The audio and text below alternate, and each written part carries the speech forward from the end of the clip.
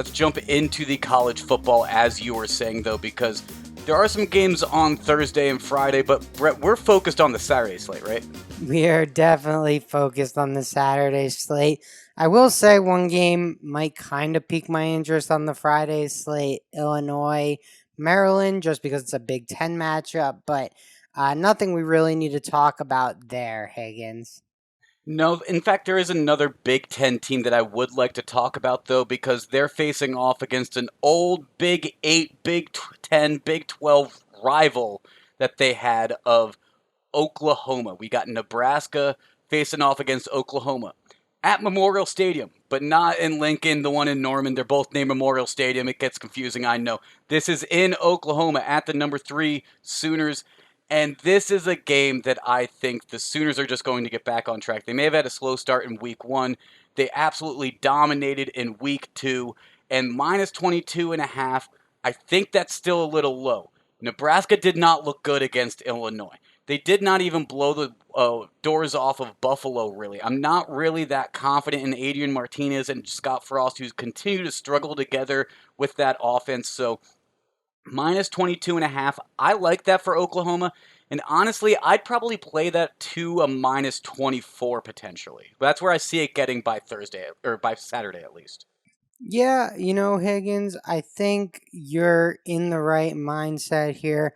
I was worried you were going to take Nebraska, but I think Oklahoma has to start winning and winning big if they want to make any noise for the college football playoff this year, Higgins.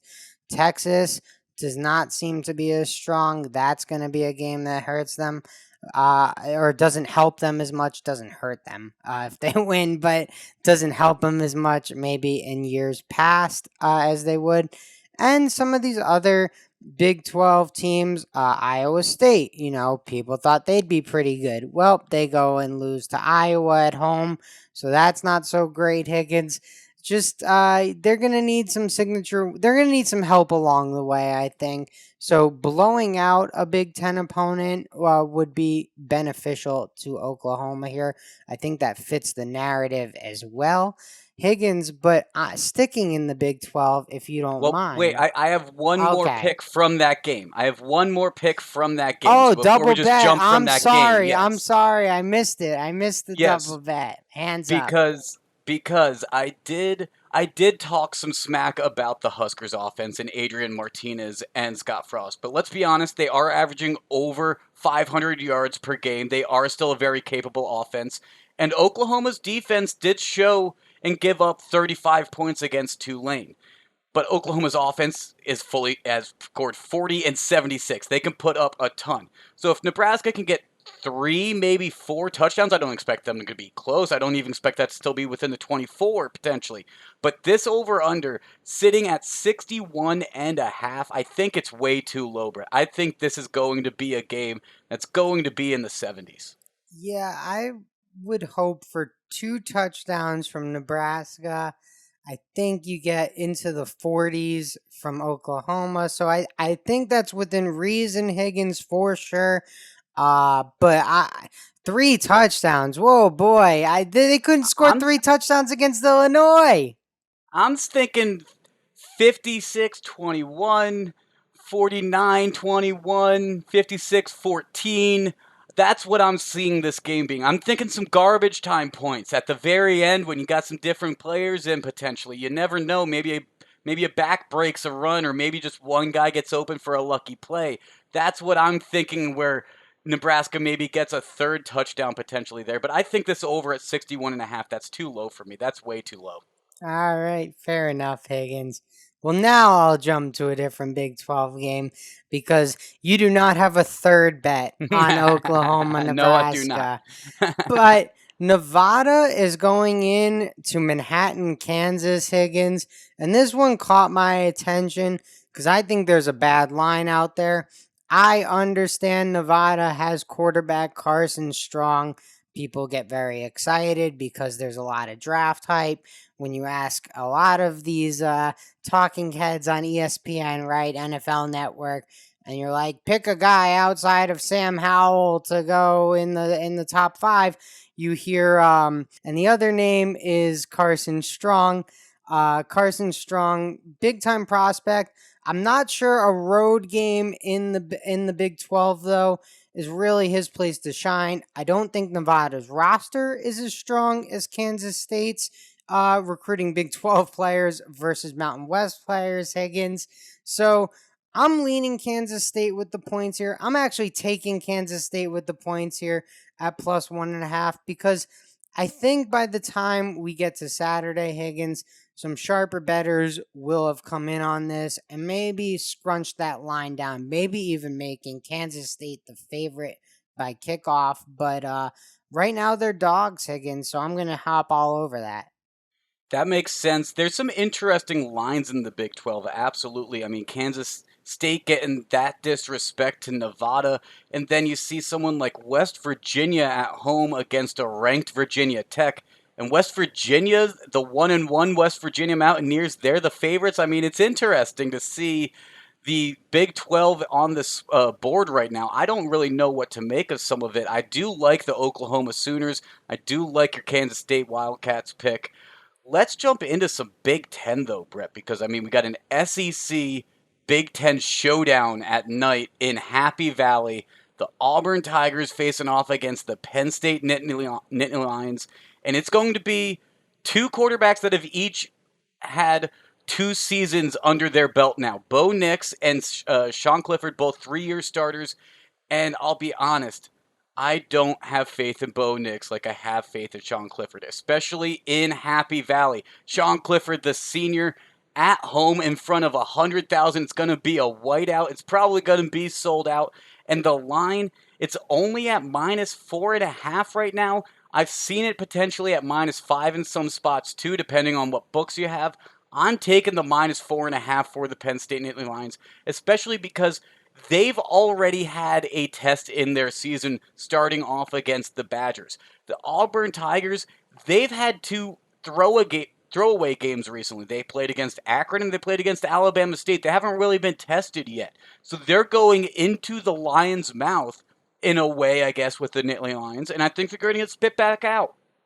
Yeah, Higgins. Well, I'm going to give you, I don't know if you want to call it good news or bad news or just news, but that spread is a little bit bigger here on the East Coast. Oh, actually, it literally, as I scrolled to it, just moved down half a point. Would you believe it? And got to the 4.5. So I cannot save you half a point anymore. That was incredible. I wish I was screen sharing or something, Higgins, because as I scrolled to it to give you the odds, it moved like literally the green arrow and the red arrow still up on the Live sports book. updates on the Crazy. scoreboard. Crazy. Yeah, unbelievable. So whatever it is, someone got in on it and moved the line. Maybe it was you, Higgins. Maybe you Maybe it took was that me. extra half a point. But anyway, what I was going to say is I don't know if I really believe there's a quarterbacking advantage here. Kind of what you were saying. Neither of these guys have truly established themselves as stars, even at the college level, Higgins. Bo Nix won some big games. This one's tough when it's a whiteout atmosphere at Penn State. That's truly, honestly, worth 3 points, Higgins, I think. I think it's that big of a difference, big of an atmosphere when it is a whiteout night game at Happy Valley. But I don't love this Penn State team. I don't love this Auburn team. This was a stay away from me.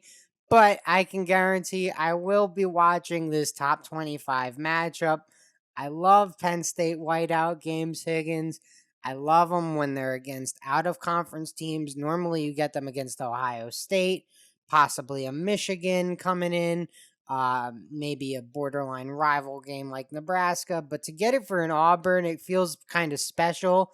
So it's a stay away from me. I like your Penn State play. We'll see what happens. A lot of times when these SEC teams match up with Big Ten teams in the postseason, it does not go well for the Big Ten teams. Now, a lot could play into that. Players may be sitting, who knows what else, but that is a big reason why I've strayed away because last year in the bowl games, Higgins, it did not go well for these Big Ten teams against the SEC. Except for against Auburn. There you Northwestern beat go. Auburn. Oh, an In exquisite fact, Northwestern team, I might add. yes, your Northwestern team, your boys right there. Auburn last year was 1-4 against ranked teams. Now, Penn State does not have nearly that experience of playing ranked teams, to your point. SEC has much tougher schedules in that sense. But Bo Nix does not have a lot of success against ranked teams, and traveling into Happy Valley, that line at only -4.5, I wouldn't mind seeing it potentially get to a touchdown, or I don't know what I think that game's going to be, but I think Penn State walks out of that game pretty handedly a winner. All right, fair enough, Higgins. Well, here's a trend I am on. When a team fires their coach, take that team in the next game. I preach it all the time here. So you Yes, you have to do. Yes, you do. practice. You have to practice what you preach, Higgins. USC fires Clay Helton on Monday, on Saturday. They travel and face a very bad Washington State team. This Washington State team went 1-5 a year ago. USC, by the way, went 6-0 under Clay Helton. Yeah, they've been struggling, Higgins, but they have a lot of talent. They have a top pass rusher.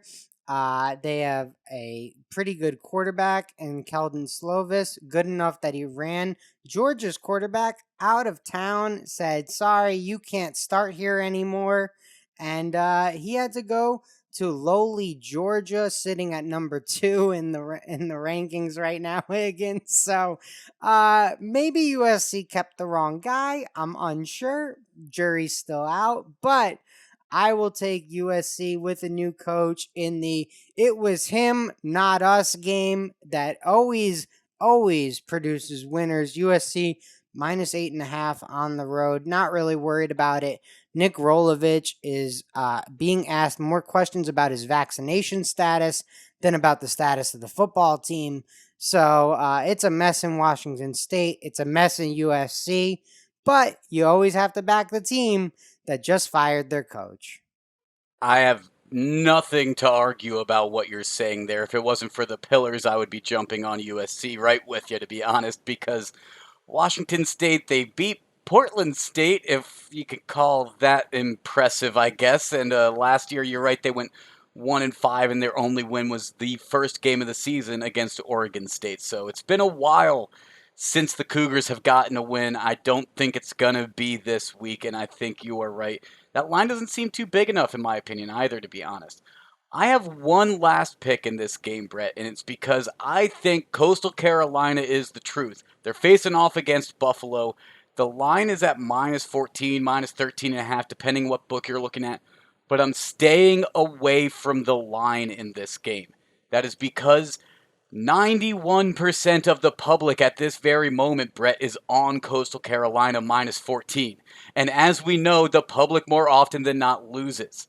I think Coastal Carolina wins, but I think Buffalo will probably lick off their wounds from playing Nebraska and maybe come back and play a little bit better against Grayson McCall and the Coastal Carolina Chanticleers. The over-under, it's sitting at 57.5. I think both of these offenses are fully capable of doing something like that.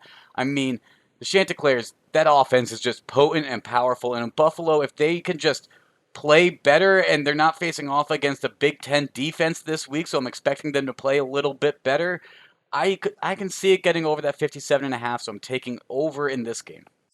All right, Higgins. I think that's an interesting play. I think it's interesting you bring up when the public's on something. The public wins sometimes too. Sometimes the Sometimes, public but it's a little wins. scary when you see 91%. I don't know if I can talk myself into that bet, no matter as much as I love Coastal Carolina, because honestly, for the same reason, I'm staying away from Cincinnati, who I loved last year. I still love them this year, but they're facing off against an Indiana team, and Cincinnati's -1.5.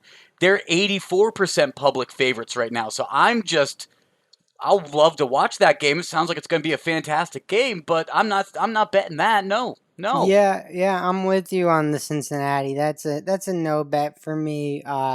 Obviously Indiana's season went down the drain in week 1. They'd love to spoil someone else's season. But Higgins, I have one last bet on a college football Saturday as well. At least early bet. I may make some social media picks, Higgins, but Stanford is traveling to Vanderbilt. I normally hate West Coast teams traveling east. That is not a thing I like to bet. It's actually a reason I'm staying away of some NFL games. I stayed away from the Chargers last week traveling east. I stayed I didn't. away. I won it. You won it. There you go, Higgins. Someone had to win. But Stanford coming east, Higgins, and getting under 2 touchdowns against Vanderbilt.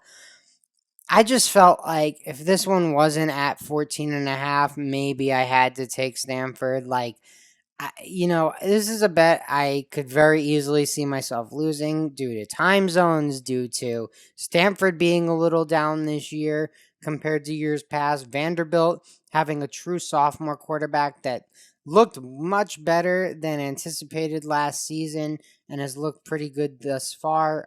The kid Seals. So, look, maybe Stanford is down, maybe Vanderbilt's building up, but I'm not going to bet that. I'm going to take the proven commodity here. I'm going to take Stanford football in the battle of the nerds, -12.5. How can you not take Stanford after they just beat USC the way they did? I mean, you're going to believe in USC, and if you believe in USC, you got to believe in the team that just toppled USC, right? Well, it's the USC is strictly you have to back teams that fire their coach. I mean, it's unbelievable what these teams do against the spread, Higgins. Hitting north of 58% of the time on the track. You just have to do it. I It's agree. an auto bet. That is one of the things I always bet no matter what. And look, do you lose 42% of the time? Yes, but you win 58, so you take that, Higgins. Yes, you do. Yes, you do.